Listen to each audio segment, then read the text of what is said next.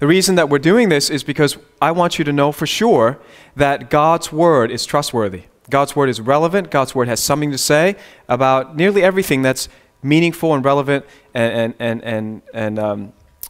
I guess important to our lives. That's why it's God's Word. The Bible is really unique. All right, so we've already covered in the last session an introduction to Planet X. I'd like to give credit where credit is due. Gil Broussard has been supplying me with some of the graphics that I'm going to be using in this presentation, so I really thank him for his research.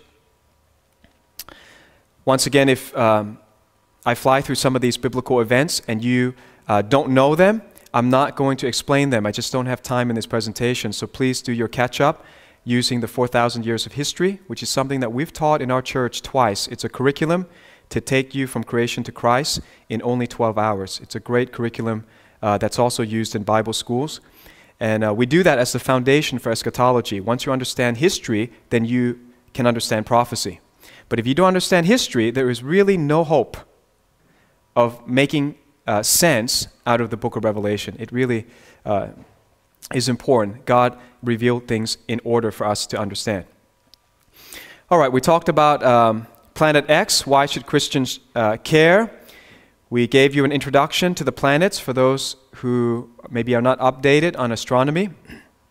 In the second portion, we're going to give you an introduction to miracles for those who may not be familiar with theology. And then we're going to combine the two to understand biblical astronomy or scientific miracles. And that might sound strange to you, but I want to explain it by the end. It's not strange. I heard somebody say this: before science, everything was a miracle. What do you think of that? I believe it displays the absolute arrogance of evolutionary thinking. See, as we look back in time, we actually find that people built roads, aqueducts, architecture that 2,000 years later still stand. Whereas none of our roads, none of our houses can last that long.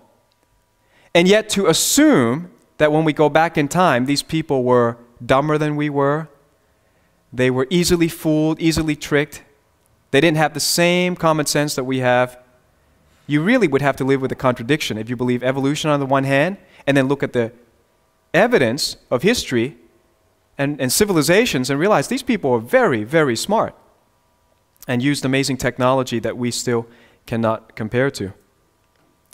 So I want you to understand this. The Lord gave me this phrase: explaining a miracle does not make it less of a miracle.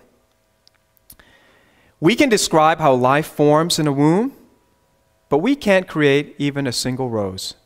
Life is still a miracle. We may describe how sickness gets healed by our immune system over time. But the miracle is in God's ability to shorten the time. Jesus, when we encounter Him, Jesus speeds up the healing for us. Explaining a miracle does not make it less of a miracle. We can describe how water turns into wine through fermentation over time, but we certainly can't do it at a wedding party, can we?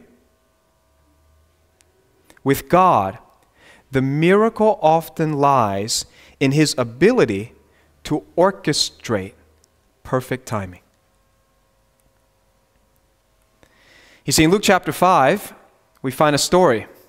When Jesus told Peter to let down the net, Peter and the other fishermen were not dumb. They understood that catching fish was not a miracle. The miracle was the timing.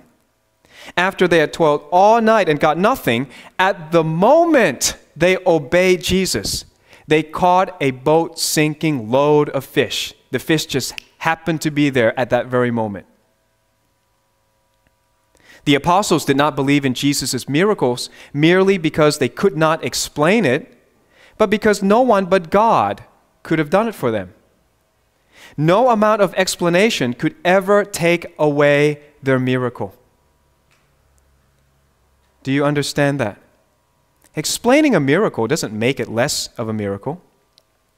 It's conceivable, given enough time, that we might one day possessed the knowledge of how natural forces could part the Red Sea all by itself. And there are lots of people that try to say how it could have done that by itself, by natural forces. Okay, fine. But it doesn't explain away the miracle, because the miracle was in the timing. The Red Sea parted when Moses lifted up his rod. And then the Red Sea fell back into place the moment Pharaoh's army pursued their Jewish ex-slaves. The miracle was in the timing. The miracle wasn't in just the water standing up. Does that make sense? Because if you understand that, that's how God works in our lives. Most of the miracles we're waiting for is about God orchestrating perfect timing in our lives. And it's beyond anyone else's ability to do such things. So it doesn't really matter once you've had a miracle from God. It doesn't matter what the naysayers say. It doesn't matter how many people doubt it, because I know Jesus saved my life. I know He did it at the time when I needed Him. I know He showed up at certain times when no one else could have been responsible for what happened. And that's what makes me a believer. Not because I can't explain some of the things He does. Sure, we can explain many things. But you can't orchestrate that kind of timing unless you're God. So now we come to planet X. Get ready. Luke chapter 23, verse 44 to 45. Now it was about the 6th hour, and there was darkness over all the earth until the 9th hour. Then the sun was darkened, and the veil of the temple was torn in two. Matthew 27, verse 51. Then behold, the veil of the temple was torn in two from top to bottom. Is it a miracle to tear a veil? Of course not. The miracle was it tore from the top to the bottom. Because if a man did it, it would have torn it from the bottom to the top. See? It's always these things that people say, I can explain things, but God always has one up on humans. So when the veil was torn from top to bottom, the earth quaked and the rocks were split. What's interesting about this is at the crucifixion of Jesus Christ, there was a 3-hour eclipse in our time from noon to 3 p.m., plus an earthquake. Well, how is that possible? Have you ever thought about the fact that God just left us a clue about another planetary body? Why? Because the maximum time that our moon can eclipse the sun is 7 minutes and 31 seconds. Can't do any more than that. How can you have a 3-hour eclipse?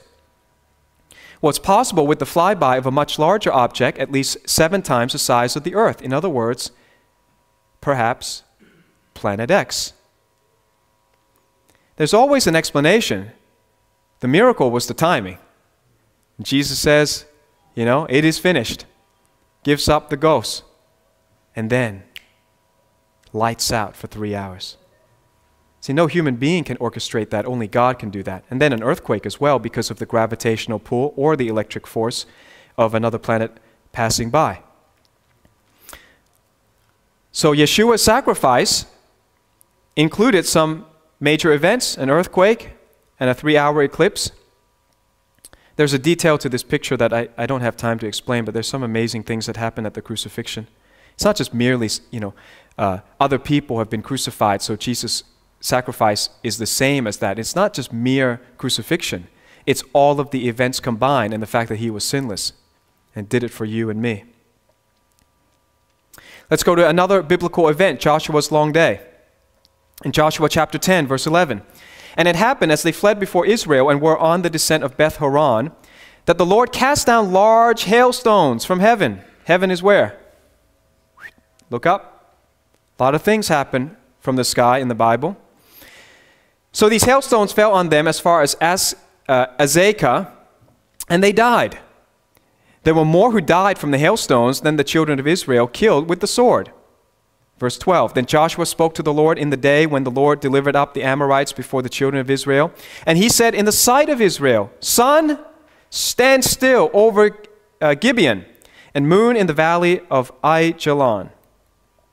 So the sun stood still and the moon stopped till the people had revenge upon their enemies. Is it not written in the book of Jasher? That's the book of the righteous. Jasher is not a name. It means righteous. So the sun stood still in the midst of heaven and did not hasten to go down for about a whole day. That's what? 12 hours. Daylight.